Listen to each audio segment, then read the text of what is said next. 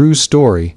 I returned from my trip and saw my wife crying, while my son laughed with his in-laws. Imagine walking through your own front door after 2 long weeks away on a business trip, your arms full of souvenirs, your mind already planning the quiet evening you'd share with your family, only to be hit with a scene straight out of a nightmare. There, slumped on the bottom step of the staircase, was my wife, Maria, absolutely weeping silent, heartbreaking sobs that shook her entire body. The kind of crying that tells you something fundamental, something core, has been irreparably shattered. And yet, from the kitchen, I could hear a loud, easy sound of laughter. Not just any laughter, but the boisterous, triumphant, and utterly carefree laughter of my adult son, Daniel, punctuated by the unfamiliar voices of his fiancée's parents. They were celebrating something, they were happy, and my wife was destroyed. The contrast was so sharp, so instantly sickening, that I dropped the suitcase right there in the entryway. I knew, in that single, frozen moment, that the worst thing I could have imagined had happened while I was gone.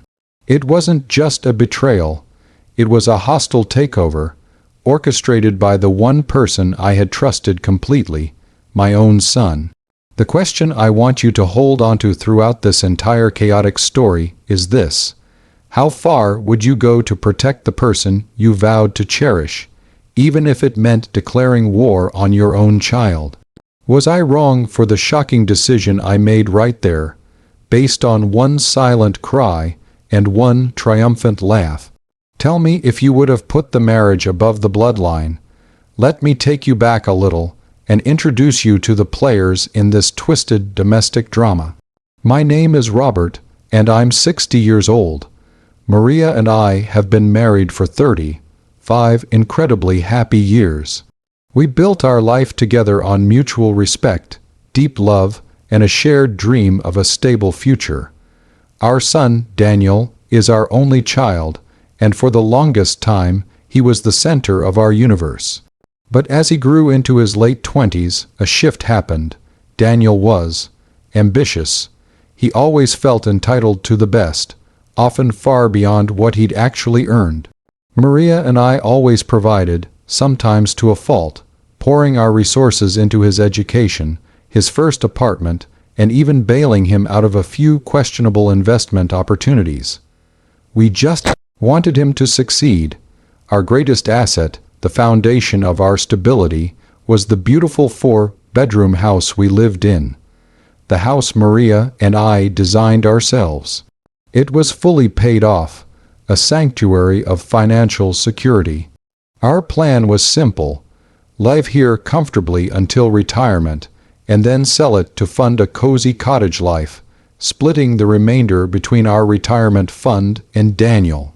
We had told him this plan many times, emphasizing that this house was our retirement safety net, not a pre-inheritance cash cow. The current wrinkle in our lives was Daniel's engagement to a woman named Chloe. Chloe herself seemed lovely, if a bit naive, but her parents, the Hendersons, were a different breed. They were wealthy, ostentatious, and incredibly condescending. They saw Maria and me as provincial obstacles, a small hurdle to Daniel's true potential. Their goal, which they made subtly clear, was to mold Daniel into the corporate image they envisioned for him, and they constantly hinted that our modest mortgage-free house wasn't a proper foundation for their daughter's future. Daniel, already prone to chasing the next shiny object, started spending more and more time with them, soaking up their expensive lifestyle and their disdain for anything small-scale, including, heartbreakingly, the values Maria and I held dear. His visits home became less about catching up and more about complaining about his financial constraints relative to Chloe's friends, always circling back to how much money he could make if only he had real capital. This past year, the pressure ramped up. Daniel started pushing hard for us to downsize now. insisting we sell the house so he and Chloe could use the equity for a deposit on a sprawling suburban monstrosity the Hendersons were championing. Every time he brought it up, Maria would get visibly upset. She was particularly attached to the house. It's where she recovered from a major surgery, where we nursed stray animals, where we watched him grow up. It was her history, her emotional anchor. I, being the rational one, always shut him down firmly, reminding him of our retirement plan. Before I left for my 2-week overseas business conference, the one that paid well and kept our finances stable, Daniel had promised he wouldn't bring up the house issue while I was gone, swearing to Maria that he respected our wishes. She had looked relieved, but there was a tremor of anxiety in her eyes that I should have paid more attention to. I had kissed her goodbye, told her not to worry, and stepped onto a plane, believing our home and her peace of mind were safe. That was my first mistake, underestimating the extent of his greed and the influence of his future in-laws. The moment I walked back through that door and saw Maria weeping, everything I had dismissed as mere tension or nagging became terrifyingly real. I dropped my bag, ignoring the metallic clang it made on the tile floor, and rushed to Maria. She flinched when I touched her shoulder, looking up at me with eyes that were swollen and red, a sight that instantly turned my heart into a lead weight. Before I could even ask, before I could demand an explanation, she simply pointed a shaking finger towards the small, antique table in the entryway. On it sat a stack of freshly printed documents, thick and official. They were the preliminary ** sales and purchase agreements ** for our house. The "We're rich" laughter from the kitchen momentarily stopped, replaced by a sudden, jarring silence. I picked up the papers, my hands clammy. The listed price was far below market value. A quick-fire sale. The settlement date was terrifyingly close. I flipped through them frantically until I saw the signature block for the seller. There was mine, ***, forgery ***, a clumsy but convincing mimicry of my name. And below it, Maria's signature. Her asterisk signature was real. My gaze snapped back to her. She shook her head desperately, the tears starting anew. "Daniel, he cornered me," she choked out, her voice raw. "He said you had agreed to it just before you left, that you signed the main page, and he only needed my signature for the minor amendments before the final review. He brought over a lawyer he knew. He made it sound so urgent, so official. He said if I didn't sign, we'd lose the opportunity and disappoint Chloe's family. He said you'd be furious with me for destroying his future." She buried her face in her hands. "I didn't read it close enough, Robert. I trusted him. He said he would take care of us, that we could live in a beautiful new guest house on his property. I caved." The sheer scope of the manipulation hit me like a physical blow. Daniel hadn't just pushed * for the sale. He had committed ***, fraud ***, used the authority of a forged signature, and emotionally blackmailed his mother while I was a world away. This wasn't ambition. This was criminal betrayal. I looked up towards the kitchen, and that's when Daniel and the Hendersons emerged, drawn out by the silence. Daniel wore a suit that looked suspiciously new and expensive, a confident, self-satisfied look hardening his features. Mrs. Henderson, dripping in diamond earrings, offered a sacker and sweet smile that didn't touch her icy eyes. "Oh, Robert, you're back. Congratulations are in order," she trilled. "Daniel just closed the deal on this little place. Such a smart move. Now he can finally start building his real life." Daniel stepped forward, holding out a hand to me, his smile wide and false. "Hey, Dad. I know Mom was a little emotional about the move, but it's for the best. I handled everything. The Hendersons are even helping me with the financing for the new place. We just needed equity from here. The brazenness of it, the absolute lack of remorse, as his mother wept right beside him, made my blood run cold. It was clear now, the Hendersons hadn't just encouraged him. They were complicit, seeing the quick sale of our house as their way of cementing Daniel's dependence on them and giving their daughter the lifestyle they demanded. My own son had traded his family's security and his mother's emotional well-being for a cheap suit and the approval of his wealthy fiancé's parents. The immediate, burning instinct was to scream, to lash out, to rip those papers to shreds. But Maria's desperate, broken look stopped me. She needed protection now, not a scene. She needed certainty, not chaos. I looked down at her small, trembling hand, then back at the smirking faces of my son and his future in-laws. I realized I couldn't just stop the sale. I had to completely dismantle their entire power structure, make sure they could never try this again, and send a message that was loud, clear, and utterly devastating. The only way to truly protect my wife was to cut out the source of the cancer. So that's the situation I was in. My wife was a weeping victim of emotional blackmail and forgery, and my son was basking in the triumphant approval of the very people who had helped him orchestrate the betrayal. They were celebrating his real life built on the ashes of ours. Before I tell you exactly what I said, what document I pulled out, and how this entire confrontation ended, I want you to ***, pause and comment below what you would have done in my shoes, ***. Would you have focused on legal action against your son first? Or would you have prioritized saving your marriage and instantly shattering his illusion of power, even if it meant risking a permanent family rift? Tell me honestly, what would your first, most immediate move have been? I straightened up, letting the sales agreements drop back onto the table. I didn't yell. I didn't even raise my voice. The calmness in my tone was far more terrifying than any shout. "Daniel," I said, my voice low and steady, "you're right. You did handle everything. You handled it all wrong." His face twitched, but he maintained his smug grin. "Come on, Dad. Don't be dramatic. I got us a great deal. You and Mom will be looked after." "No," I interrupted, stepping over to Maria and placing a protective arm around her shoulder. Her small, broken frame felt fragile under my hand.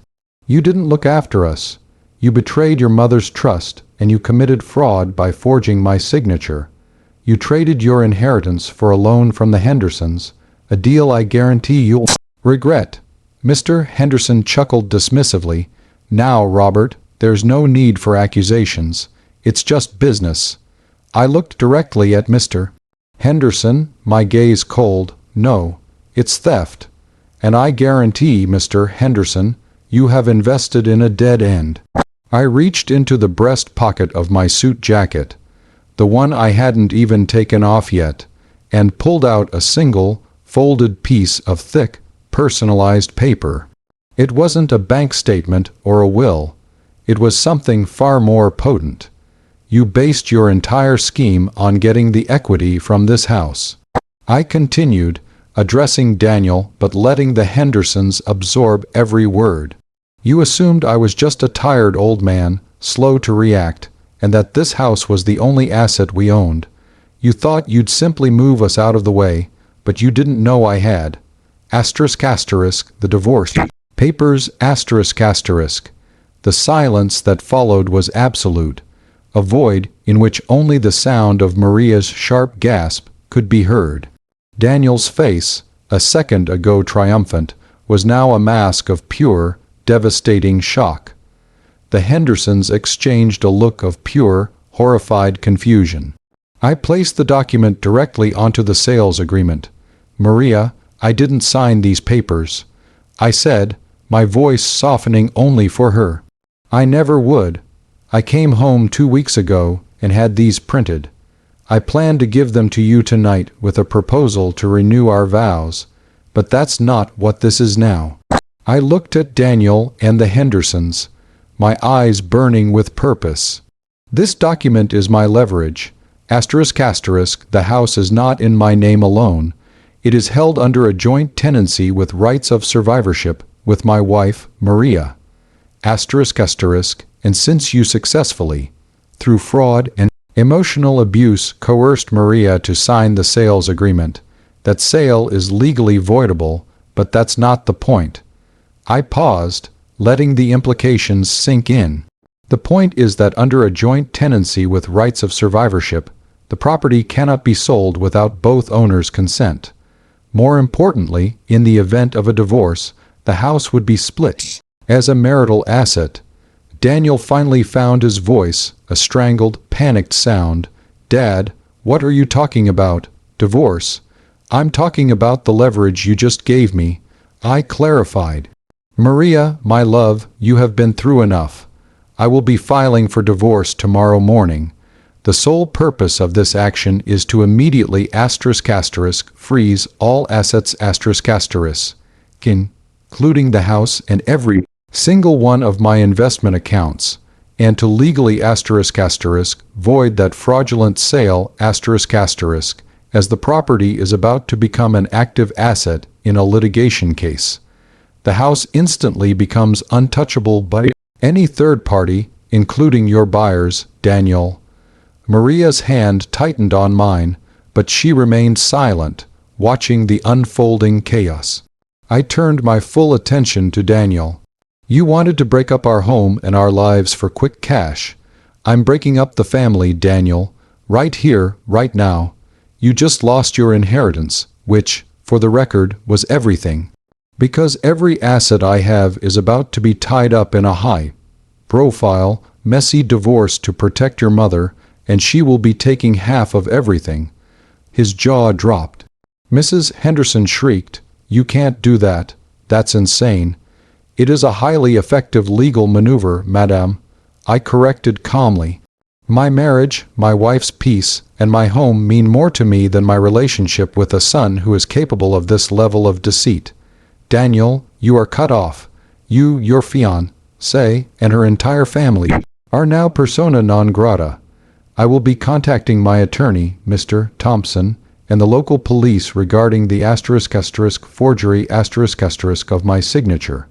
And no, Maria will not be bailing you out of that legal mess, because she will be too busy filing her own restraining order." The color completely drained from Daniel's face. The arrogance vanished, replaced by sheer terror. He looked at the Hendersons, who were already backing away, their false smiles gone, replaced by expressions of utter disgust and calculation. Mr. Henderson, seeing his potential collateral disappear into legal quicks, and simply grabbed his wife's arm and dragged her towards the door, muttering furiously about due diligence and disastrous risks. They left Daniel standing there alone, the architect of his own ruin. The aftermath was exactly as devastating as I intended. I did file the divorce papers, just as a placeholder, a legal shield. Mr. Thompson, my attorney, was a genius. The divorce filing immediately created a lis pendens on the property, effectively making it impossible for the title to transfer to the fictitious buyers Daniel had lined up. The entire sale was blocked, leaving Daniel liable for the broken contracts. The moment the Hendersons saw the divorce petition naming both Maria and me as parties, they pulled all their financial support from Daniel, leaving him completely destitute and facing the prospect of lawsuits from the enraged buyers. I hadn't divorced Maria, of course. That very evening, with Daniel gone and the house finally quiet, I sat with Maria in the living room. I showed her the real documents I had brought home, the proposal to renew our vows on our next anniversary, and a detailed plan to transfer a substantial portion of my savings into a separate, untraceable account just for her. We cried together, not tears of despair, but tears of relief and deep, reaffirmed commitment. The divorce filing was retracted a week later, but not before the legal damage to Daniel's plan was irreversible. Our marriage, forged in stability, was now tempered in this brutal act of defense. Daniel tried to contact us repeatedly, begging, pleading, eventually turning to angry accusations. I didn't take his calls. Maria changed her number. I had made my stand. My wife comes first. The cost was the loss of my only son, but the gain was the absolute security of my marriage and Maria's well-being. The house, our sanctuary, is safe. We are putting it into an irrevocable trust for Maria's lifetime, just to be absolutely certain this can never happen again. We never saw Daniel again after that day. I heard through a distant relative that he lost everything and moved far away, probably still chasing the next big, undeserved fortune. I often look out at the ocean, here in the house that holds all our memories, and I feel a profound, complicated peace. I saved my wife and our home, but the cost of that victory was burying my son. I don't regret the action, only the necessity of it. It was a harsh lesson, a cold, calculated move against my own flesh and blood. But sometimes, a father has to choose which family he saves. I chose the one I built with love and commitment. My conscience is clear because I protected the person I vowed to protect above all others. Like this video if you were on my side, if you agree that a spouse's unconditional love and security trumps a greedy child's entitlement. Subscribe for more stories like this, where family loyalty is pushed to the absolute breaking point. And please, share your final thoughts on this whole mess in the comments section. Did I do the right thing by using the nuclear option of divorce to save my marriage? I'll see you all in the next story.